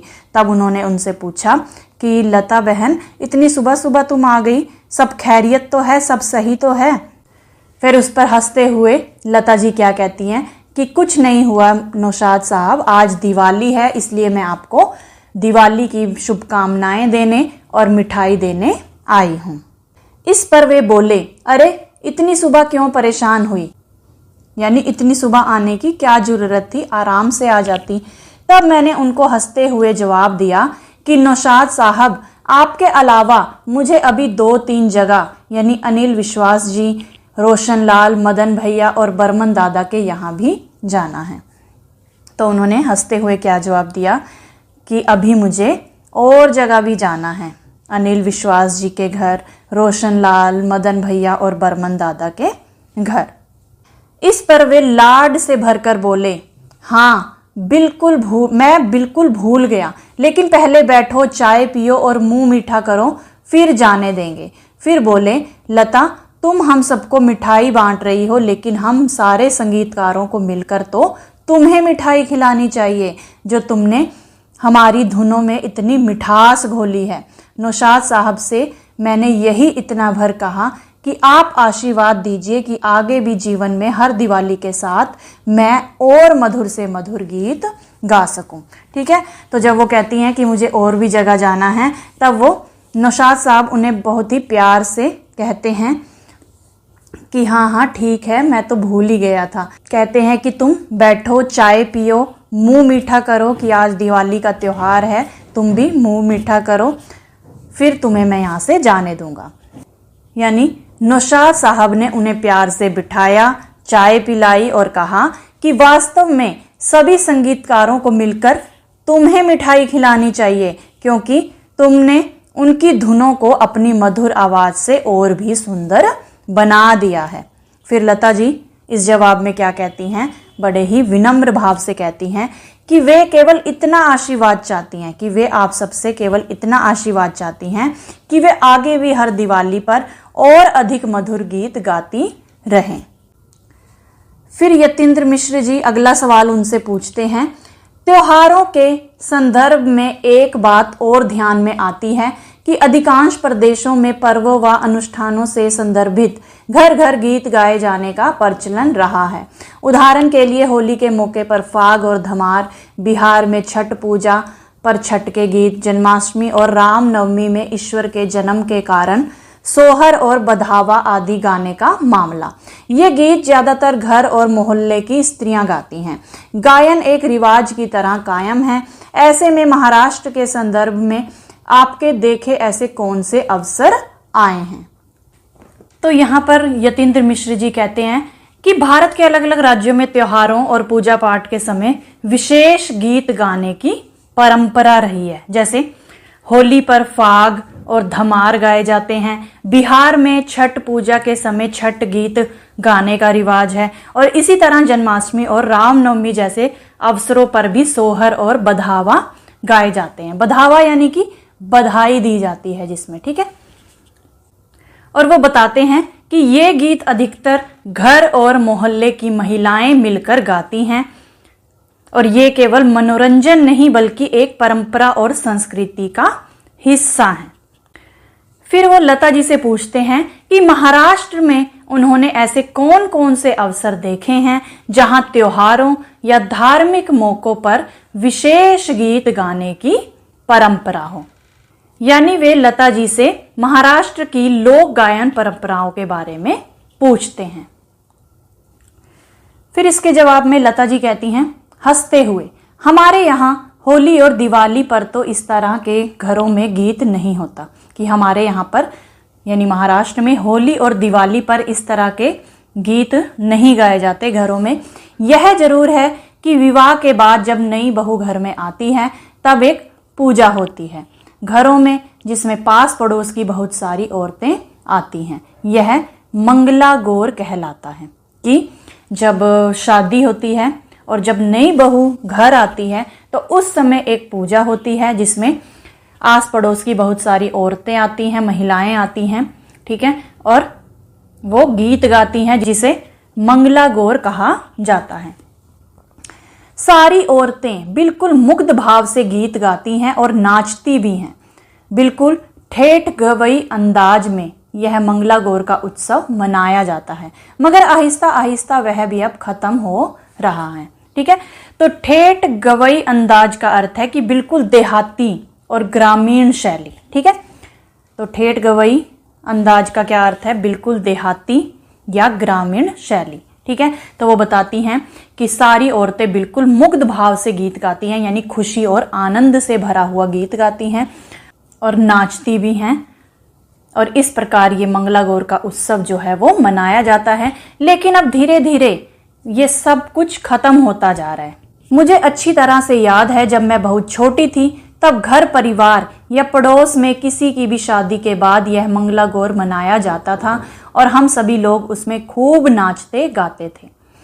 उनमें स्त्रियां नौटंकी और तमाशा की तरह भी कुछ कुछ करती थी, मतलब कोई कुछ भी रूप धरकर नाचता था, ठीक है। तो वो बताती हैं कि अब धीरे धीरे आहिस्ता आहिस्ता ये परंपरा जो है समाप्त होती जा रही है। फिर लता जी अपने बचपन की याद साझा करते हुए बताती हैं कि पहले जब भी किसी की शादी होती थी तो मंगला गौर का आयोजन जरूर किया जाता था। बच्चे बड़े सभी मिलकर खूब नाचते गाते थे, ठीक है। और वो यह भी बताती हैं कि उस समय महिलाएं नौटंकी और तमाशा जैसी लोक कलाओं की तरह अभिनय करती थी। तमाशा यानी कि महाराष्ट्र की लोक नाट्य कला, और नौटंकी मनोरंजन का एक प्रकार या लोक नाटक कह सकते हैं आप, ठीक है। और कोई अलग अलग भेष बनाकर नाचता था जिससे उत्सव और भी मनोरंजक बन जाता था। फिर आगे यतीन्द्र मिश्र जी पूछते हैं, दीदी कोरस में गाने वाली लड़कियों के साथ आपके कैसे रिश्ते रहे? क्या वे सब भी आप लोगों की गायकी में कोई सहयोग करती थी या उनका एक अलग ही विभाग होता था जो मुख्य पार्श्व गायक गायिकाओं से अलग रहता था?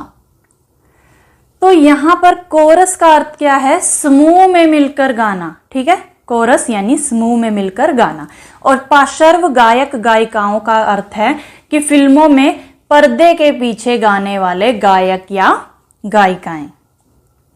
और विभाग का अर्थ होता है बच्चों अलग समूह या हिस्सा। तो यहां पर यतीन्द्र मिश्र जी लता जी से पूछते हैं कि कोरस में गाने वाली लड़कियों के साथ उनके संबंध कैसे थे, और वह यह भी जानना चाहते हैं कि क्या वे मुख्य गायकों की मदद करती थी या उनका अलग समूह होता था। फिर इसके जवाब में लता जी कहती हैं, उस वक्त एक ऐसा ग्रुप था जो सब जगह जाता था। नौशाद साहब के यहाँ, मदन मोहन जी के यहाँ, शंकर जयकिशन, SD बर्मन, RD बर्मन, लक्ष्मीकांत प्यारेलाल, ये जितने भी लोग थे सभी के यहाँ एक ही ग्रुप की लड़कियां थी जो कोरस में गाने जाती थी। इसलिए सबसे मेल मुलाकात भी गहरी पहचान में बदल गई थी। तो वो बताती हैं कि उस समय एक ही कोरस ग्रुप था जो सभी बड़े संगीतकारों के साथ काम करता था, जैसे नौशाद साहब हो गए, मदन लाल जी, शंकर जयकिशन, SD बर्मन, RD बर्मन, लक्ष्मीकांत प्यारेलाल, ठीक है। तो सभी के यहाँ वही कोरस समूह गाने के लिए जाता था। और लता जी यह भी बताती हैं कि लगातार साथ काम करने से सभी के बीच बहुत अच्छे संबंध बन गए थे और कोरस की लड़कियां उनके परिवार जैसी बन गई थी और उनका घर में आना जाना भी था। मेरा कोरस की लड़कियों के साथ बहुत अच्छा संबंध था, मतलब जितनी भी लड़कियां थी वो बिल्कुल मेरे घर जैसी थी, सबका ही घर में आना जाना होता था। मीना की शादी जब कोल्हापुर में हुई तो कोरस की सारी लड़कियां और लड़के वहां आए थे और उन लोगों ने वहां खूब गाने गाए और डांस किया था। कि वो बताती हैं कि जो कोरस की लड़कियां थी उनके साथ उनके बहुत ही अच्छे संबंध थे, घर में आना जाना भी था। और वे एक उदाहरण भी देती हैं कि उनकी जब बहन की शादी हुई थी मीना की, तो उसमें भी कोरस ग्रुप के सभी लड़के लड़कियां जो हैं वो कोल्हापुर आए थे। कोल्हापुर एक प्रसिद्ध जगह का नाम है, ठीक है। वहां सबने मिलकर खूब गाना गाया और नृत्य किया। जहां तक मुझे याद पड़ता है, सन 1960 में जो ग्रुप कोरस गाने वालों का हमें मिला था वह लगभग 80 तक वैसे ही चला है। 1980 के पास जाकर वह बदला गया। फिर उनमें कुछ लड़कियों ने गाना बंद कर दिया था और कुछ लोगों ने छोड़ दिया। फिर वो बताती हैं कि लगभग 1960 से लेकर 1980 तक वही कोरस समूह, एक ही कोरस समूह जो है साथ काम करता रहा और बाद में कुछ लोगों ने गाना छोड़ दिया और कुछ नए लोग आ गए, इसलिए समूह भी बदल गया। फिर आगे वो बताती हैं, फिर 80 के बाद तो यह भी हो गया था कि कोरस वालों का म्यूजिक पहले रिकॉर्ड हो जाता था, बाद में हम लोग जाकर अपने गाने गा आते थे। उससे पहले के दौर में पुरुष और स्त्री आवाजों के कोरस हम लोगों के गीतों के साथ ही रिकॉर्ड होते थे। कि वो बताती हैं कि 1980 के बाद फिल्मों में गाने रिकॉर्ड करने का तरीका जो है वो बदल गया था। वे कहती हैं कि पहले कोरस गाने वालों की आवाज अलग से रिकॉर्ड कर ली जाती थी और बाद में मुख्य गायक गायिकाएं अपना हिस्सा गाती थी, लेकिन उससे पहले ऐसा नहीं होता था। पुराने समय में मुख्य गायक और कोरस समूह सभी मिलकर एक साथ रिकॉर्डिंग करते थे, भले ही वह गाना डुएट हो या फिर कोई सोलो सॉन्ग। अक्सर मुकेश भैया और मेरे गाने या किशोर कुमार और मेरे गानों में कोरस की लड़कियां साथ ही गाती थी। वो बताती हैं कि चाहे गीत डुएट हो या सोलो, डुएट का अर्थ होता है बच्चों दो गायकों द्वारा गाया गया गीत, ठीक है, और सोलो सॉन्ग होता है एक गायक द्वारा गाया गया गीत, ठीक है। तो वो बताती हैं कि भले ही चाहे गीत डुएट हो या सोलो हो, कोरस की आवाजें साथ में रिकॉर्ड की जाती थी। इससे गीत क्या होता था, अधिक जीवंत और मधुर बनता था। उनमें से कुछ के नाम तो मुझे अभी भी याद हैं। वो बताती हैं कि उनमें से कुछ लड़कियों के नाम तो मुझे आज भी याद हैं, अभी भी याद हैं, जो उस समूह में गाती थी। कुछ एक लड़कियां बहुत सुरीला गाती थी। वो बताती हैं कि कुछ लड़कियां तो बहुत ही सुरीला गाती थी, बहुत ही अच्छा गाती थी, जिनमें कविता, गांधारी, कल्याणी, सुमन और रेखा थी। तो वो लड़कियों के नाम बताती हैं, कविता, गांधारी, कल्याणी, सुमन और रेखा, कि वो सभी जो हैं वो बहुत ही मधुर गीत गाती थी। यह सब मुझे बड़ी भली और अच्छी लगती थी। और वो बताती हैं कि वे उन्हें बहुत ही अच्छी और प्यारी लगती थी। कविता और गांधारी बहनें थी और वो बताती हैं कि कविता और गांधारी, जो दो लड़कियां थी कविता और गांधारी, वो दोनों क्या थी, बहनें थी और दोनों साथ ही कोरस में गाती थी और दोनों साथ में कोरस में गाया करती थी। रेखा शादीशुदा बाल बच्चों वाली औरत थी जो अच्छी तरीके से कोरस में साथ देती थी। वो बताती हैं कि रेखा नाम की जो कोरस गायिका थी वो शादीशुदा थी, उसकी शादी हो रखी थी और उसके बच्चे भी थे, फिर भी वह बहुत अच्छे ढंग से कोरस में साथ देती थी। कल्याणी की भी आवाज सुंदर थी। यह सब इतनी भली थी कि जब रिकॉर्डिंग के लिए आती थी तो अक्सर वहां स्टूडियो में ज्यादा कुर्सियां नहीं होती थी। वे सब बड़े मजे से जमीन पर बैठती थी और अक्सर मैं भी रिकॉर्डिंग में आकर वहीं जमीन पर बैठकर उन सभी के साथ बातें करती थी। वे आगे कहती हैं कि कल्याणी की आवाज भी बहुत सुंदर थी। ये सभी लड़कियां जो हैं बहुत ही सरल और अच्छी स्वभाव की थीं और स्टूडियो में अक्सर बैठने के लिए पर्याप्त कुर्सियां नहीं होती थी। फिर वो क्या करती थी, वो सभी जो हैं जमीन पर बैठ जाती थी और मैं भी उनके साथ जमीन पर बैठकर उनके साथ बातें करती थी। यह मैं उन कोरस गाने वाली लड़कियों की बात कर रही हूँ जो बहुत शुरुआती दौर में लगभग 50 और 60 के दशक में संगीतकारों के यहाँ कोरस गाने के लिए जाती रही हैं। और वे यहाँ पर साफ साफ बताती हैं कि वे उन कोरस महिलाओं की, उन गायिकाओं की बात कर रही हैं जो 1950 और 1960 के दशक में संगीतकारों के यहाँ गाने जाती थी। आजकल का मुझे कुछ मालूम नहीं है, अब कौन कौन से लोग हैं और उनका सिंगर्स के साथ में गाना रिकॉर्ड होता है या अलग से, यह मुझे मालूम नहीं है।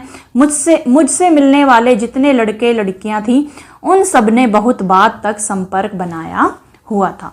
फिर वो बताती हैं कि आजकल की रिकॉर्डिंग व्यवस्था के बारे में उन्हें ज्यादा जानकारी नहीं है कि अब कोरस गायकों के साथ मुख्य गायकों की रिकॉर्डिंग जो है वो साथ होती है या अलग अलग होती है, ये मुझे मालूम नहीं है। और जिन लड़के लड़कियों के साथ उनका संपर्क था वे लंबे समय तक उनसे जुड़े रहे। इससे क्या पता चलता है कि उनके जो संबंध हैं उनके साथ वो बहुत ही अच्छे थे, मधुर थे। फिर यतेंद्र मिश्र जी पूछते हैं, संगीत की प्राचीन परंपरा में बहुत सारी जनश्रुतियां और कहानियां संगीत को गरिमा और शिखर देने के संदर्भ में कही जाती रही हैं, या हम इस तरह कह सकते हैं कि परंपरा में व्याप्त रही हैं। मसलन स्वामी हरिदास और तानसेन के युग की बहुत सारी कथाओं में यह मान्यता भी प्रचलित रही कि तानसेन के दीपक राग गाने से दिए जल उठे, या कि उनकी पुत्रियों ताना रीरी के मेघ राग गाने से वर्षा होने लगी। इस तरह की अवधारणाओं पर आप किस प्रकार सोचती हैं? तो यहाँ पर प्राचीन परंपरा का अर्थ है कि बहुत पुरानी परंपरा, और जनश्रुतियों यानी कि लोगों में प्रचलित कथाएं या मान्यताएं, ठीक है। और गरिमा का अर्थ होता है महिमा या सम्मान। शिखर का अर्थ है सर्वोच्च स्थान, और व्याप्त का अर्थ है फैली हुई। और मसलन यानी कि उदाहरण के लिए, यहाँ उदाहरण के लिए मसलन शब्द का प्रयोग किया गया है। तो यतेंद्र मिश्र जी पूछते हैं कि भारतीय संगीत की पुरानी परंपराओं में कई प्रसिद्ध कथाएं और मान्यताएं सुनने को मिलती हैं, और इन कथाओं के माध्यम से संगीत की महानता और उसकी शक्ति को भी दर्शाया जाता है। जैसे स्वामी हरिदास और तानसेन के समय की कहानियों में यह माना जाता था कि तानसेन जब दीपक राग गाते थे तो दीपक अपने आप जल उठते थे। और वो बताते हैं कि जो तानसेन की पुत्रियां हैं ताना रीरी, जब मेघ राग गाती थी तो वर्षा होने लगती थी, कि अगर वो मेघ राग गा रही हैं तो वर्षा होने लगती हैं। तानसेन जी दीपक राग गा रहे होते थे तो दीपक अपने आप जल उठते थे। तो यहाँ पर यतेंद्र मिश्र जी यह जानना चाहते हैं कि लता मंगेशकर ऐसी मान्यताओं और कथाओं के बारे में क्या सोचती हैं, कि उनका क्या मानना है। तो यहाँ लता मंगेशकर जी फिर बताती हैं, यह जिस जमाने की कथाएं हैं जिसमें हरिदास बाबा और तानसेन जैसे महान संगीतकारों के लिए ऐसा कहा गया, तो हो सकता है कि उनकी कला में कोई सच्चा सुर या आत्मा की आवाज लगी होगी, तो ऐसा कुछ घट गया होगा, ऐसा हम आदर में मान लेते हैं। परंतु यह निश्चित ही हुआ होगा, यह कम से कम मैं नहीं कह सकती, क्योंकि ऐसा मेरा कोई अनुभव नहीं है। हालांकि मैं यह मानती हूँ कि संगीत में वह असीम शक्ति है कि कुछ अप्रत्याशित वह जरूर रच देता है, जिसका अनुभव भी कई बार हमें हुआ है। कई बार अपने बाबा पंडित दीनानाथ मंगेशकर को सुनते हुए भी मैं कुछ अप्रत्याशित अनुभव करती थी। तो यहाँ पर लता जी बताती हैं कि जिन पुराने समय की ये कथाएं हैं, उस युग में स्वामी हरिदास और तानसेन जैसे महान संगीतकार थे, और वे मानती हैं कि संभव है उनकी कला और गायन में इतना सच्चा सुर और आत्मा की शक्ति रही हो, कि उनके मन की गहराई से वो सुर निकलते हों, कि लोगों को ऐसे अद्भुत अनुभव हुए हों। फिर लता जी कहती हैं कि सम्मान की भावना से लोग इन कथाओं को सच मान लेते हैं, लेकिन वह यह भी स्पष्ट करती हैं कि वे पूरी तरह निश्चित होकर नहीं कह सकती कि सचमुच दीपक जल उठे या वर्षा होने लगी, क्योंकि उन्होंने ऐसा कोई अनुभव स्वयं नहीं किया है। हालांकि वे यह जरूर मानती हैं कि संगीत में बहुत बड़ी शक्ति होती है। संगीत कई बार ऐसे अद्भुत और अनोखे अनुभव करा देता है जिनकी पहले कल्पना भी नहीं होती। और वो यहाँ पर बताती हैं कि जब वे अपने पिता दीनानाथ मंगेशकर को गाते हुए सुनती थी, तब उन्हें भी कई बार बहुत विशेष और अनोखा अनुभव होता था। तो यहाँ पर अप्रत्याशित का अर्थ है बच्चों जिसकी उम्मीद ना हो, कि ऐसा कुछ हो जाना। ठीक है, आगे वे कहती हैं आपको एक वाक्य बताती हूं। वाक्य यानी कि कोई घटना। ठीक है, कि आपको एक घटना के बारे में बताती हूं। मैं मुंबई में उस्ताद अली अकबर खां और पंडित रविशंकर का एक कॉन्सर्ट सुन रही थी। कॉन्सर्ट यानी कि संगीत कार्यक्रम। मैं श्रोताओं की पंक्ति में बिल्कुल आगे बैठी अली अकबर भाई का वादन सुन रही थी। श्रोताओं यानी कि सुनने वाले। ठीक है, तो सुनने वालों की पंक्ति में, लाइन में बिल्कुल आगे बैठी अली अकबर भाई का वादन सुन रही थी। वादन यानी कि वाद्य यंत्र बजाना। और वे अत्यंत मंत्र मुग्ध किस्म का वादन कर रहे थे, और वो बहुत ही अच्छा वादन कर रहे थे जो पूरी तरह से मोहित कर देने वाला था। तभी कुछ समय बीता होगा, मसलन 50-60 मिनट की ठंड से उनके सरोद का एक तार टूटा और उन्हें बजाना बंद करना पड़ा। सरोद होता है बच्चों एक भारतीय शास्त्रीय संगीत का एक वाद्य यंत्र। तो वो बताती हैं कि कुछ समय बाद अचानक सरोद का एक तार टूट गया और उन्हें वादन रोकना पड़ा, बंद करना पड़ा। जब वे उठकर पीछे ग्रीन रूम में गए तो उनसे मिलने मैं भी वहां गई, और जब अली अकबर खां साहब ग्रीन रूम में गए तब लता जी भी उनसे मिलने पहुंची। मैंने बोला, आप बहुत सुंदर बजा रहे थे, काश कि यह तार ना टूटता और हम पूरी तरह राग को अंत तक सुन पाते। फिर लता जी उनसे कहती हैं कि काश ऐसा होता कि ये तार ना टूटता और हम आपका राग जो है वो अंत तक पूरा सुन पाते, क्योंकि आप बहुत ही अच्छा बजा रहे थे, सुंदर बजा रहे थे। इस पर अली अकबर भाई ने एक बड़ी मार्मिक बात कही। मार्मिक का अर्थ है भावुक या मन को छू लेने वाली।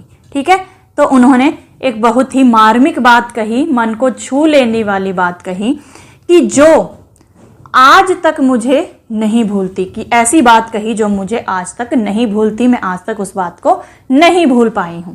वे बोले, बहन जब बहुत सुर में तार लगता है तो टूट जाता है। उनका कहने का मतलब था कि उन्होंने इतने गहरे भाव और शुद्ध सुर में संगीत बजाया कि सरोद का तार उस तीव्रता को सहन नहीं कर पाया और टूट गया। ठीक है, तो उन्होंने अपने सुर को इतने पवित्र भाव से इतना डूब कर लगाया कि सरोद का तार टूट गया। इस प्रसंग से मुझे यह लगता है कि संगीत की सीमा इतनी अनंत है कि तार भी शुद्ध स्वर के आघात को सहन नहीं पाता, टूटकर अलग हो जाता है। तो इस घटना से लता जी ने यह महसूस किया कि संगीत की शक्ति बहुत ही अनंत और गहरी होती है, और शुद्ध सुर का जो प्रभाव है वो इतना तीव्र हो सकता है कि वाद्य यंत्र का तार भी टूट सकता है। आज जब उस्ताद अली अकबर खां या पंडित रविशंकर के संदर्भ में इन बातों को सोचती हूं तो इस बात पर विश्वास करने का मन होता है कि हो सकता है मियां तानसेन से कोई ऐसा सच्चा सुर जरूर लगा होगा कि बारिश हो गई या दीपक जल उठे। तो लता जी कहती हैं कि इसी उदाहरण को ध्यान में रखते हुए जब मैं तानसेन जी की कथाओं के बारे में सोचती हूं तो उन्हें विश्वास करने का मन होता है कि शायद उनके सच्चे सुरों में सचमुच इतनी शक्ति रही हो कि दीपक जल उठे और वर्षा होने लगी। आगे यतीन्द्र मिश्र जी कहते हैं, दीदी आप तो घर घर में व्याप्त हैं, आपकी आवाज से लोगों की सुबह होती है। अगर मैं अतिरेक नहीं कर रहा तो यह कहना वाजिब है कि आप अमर हैं और दूसरी लता मंगेशकर होना इस दुनिया में संभव नहीं है। तो यहाँ पर लता जी से यतेंद्र मिश्र जी कहते हैं कि उनकी जो आवाज है वो हर घर तक पहुंची हुई है और लोग उनकी आवाज सुनकर अपना दिन जो है वो शुरू करते हैं।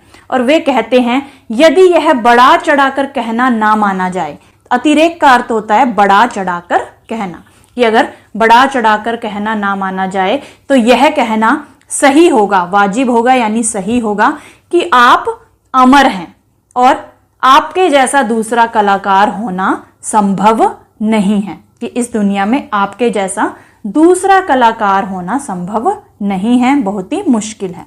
फिर इस जवाब में लता जी कहती हैं मुझे भगवान ने बहुत कुछ दिया है, मुझे किसी बात की शिकायत नहीं है, मैं बहुत खुश हूं। आप जैसे लोग अगर यह मानते हैं कि मैं अमर हूं तो यह मुझे मिलने वाले उस प्यार जैसा ही है जो दुनिया ने मुझे दिया है। तो इस पर लता जी बड़ी ही विनम्रता से जवाब देती हैं कि भगवान ने उन्हें बहुत कुछ दिया है और उन्हें किसी बात की शिकायत नहीं है, और यदि लोग मुझे अमर मानते हैं तो यह मेरे प्रति लोगों के प्रेम और सम्मान का प्रतीक है। मेरा गाना अमर है पर शरीर तो अमर नहीं, उसे तो जाना ही है, आज नहीं तो कल। तो आगे वो क्या कहती हैं कि उनका गाना अमर हो सकता है, कि उनका गाना अमर हो सकता है लेकिन शरीर अमर नहीं होता। हर व्यक्ति को एक ना एक दिन इस दुनिया से जाना ही पड़ता है, कल नहीं तो परसों या किसी ना किसी दिन। इस बात पर मुझे कोई अफसोस नहीं होता, यानी वो मृत्यु को जीवन का स्वाभाविक सत्य मानती हैं और कहती हैं कि उन्हें इस बात का कोई दुख नहीं है, वह तो होकर रहेगा, कि मृत्यु तो एक ना एक दिन होकर ही रहेगी। हमारे यहाँ यही कहा जाता है गांव गेला वाहुन नाव गेला राहुन। तो यहाँ पर वह एक मराठी कहावत कहती हैं गांव गेला वाहुन नाव गेला राहुन, जिसका अर्थ है कि समय के साथ सब कुछ समाप्त हो जाता है लेकिन व्यक्ति का अच्छा नाम हमेशा बना रहता है। मतलब गांव तो बह जाता है लेकिन जो नाम है वह रह जाता है। जैसे लता मंगेशकर जी ने बहुत ही प्रसिद्धि प्राप्त की संगीत की दुनिया में, ठीक है, हालांकि उनकी 2022 में मृत्यु हो गई थी, लेकिन आज भी लोग उनके गीतों को सुनते हैं, यानी कि उनका शरीर तो चला गया लेकिन उनके गीत आज भी अमर हैं, जिन्हें लोग बहुत ही शिद्दत से आज भी सुनते हैं। तो इसलिए यहां पर यह कहावत बिल्कुल सही है, गांव गेला वाहुन नाव गेला राहुन, कि गांव तो बह जाता है लेकिन जो नाम है वह रह जाता है। इसीलिए कहा जाता है कि हमें अच्छे कार्य करने चाहिए ताकि लोग हमें सालों तक याद करते रहें। मैं इसको हमेशा से मानती रही हूं। एक बात की मुझे सबसे ज्यादा खुशी है कि मैंने अपने पिताजी का नाम थोड़ा ही सही मगर आगे बढ़ाया। वो कहती हैं कि हमेशा वो इस बात को मानती रही हैं और उन्हें इस बात की खुशी है कि उन्होंने अपने पिता दीनानाथ मंगेशकर जी का नाम जो है वो आगे बढ़ाया। आज मुझे लगता है कि हे प्रभु, तुमने जो भी दिया वह बहुत दिया, दूसरों से कहीं ज्यादा दिया। तो अंत में वे भगवान को धन्यवाद कहती हैं कि आपने मुझे जो कुछ भी दिया वो बहुत था। कहने का अर्थ है कि उन्हें जीवन में बहुत कुछ मिला है और दूसरों से कहीं ज्यादा ही मिला है। अपनी कृपा की छाया से जैसे मुझे छांव दी है वैसे ही हर एक कलाकार और नेक इंसानों के ऊपर भी रखना, यही प्रार्थना है। और वे प्रार्थना करती हैं कि भगवान आपने जैसी कृपा मुझ पर बनाई ऐसी ही कृपा जो है वो सभी कलाकारों और अच्छे लोगों पर भी बनाए रखना। और इसी के साथ इस साक्षात्कार का अंत होता है। तो बच्चों, यह साक्षात्कार लता मंगेशकर के सरल, विनम्र, मेहनती और संस्कारवान व्यक्तित्व को उजागर करता है। इसमें उनके जीवन के संघर्ष, उनके पारिवारिक मूल्य, संगीत के प्रति समर्पण और जीवन के प्रति सकारात्मक दृष्टिकोण का सुंदर चित्रण मिलता है। तो बच्चों, आशा करती हूँ आपको यह पाठ अच्छे से समझ में आया होगा और आपको लता मंगेशकर जी के जीवन से जरूर कुछ ना कुछ सीखने को मिला होगा और आपको जरूर प्रेरणा मिली होगी। अगली वीडियो में हम इसी पाठ के प्रश्न उत्तर करेंगे। तो मिलते हैं अगली वीडियो में, तब तक के लिए नमस्कार।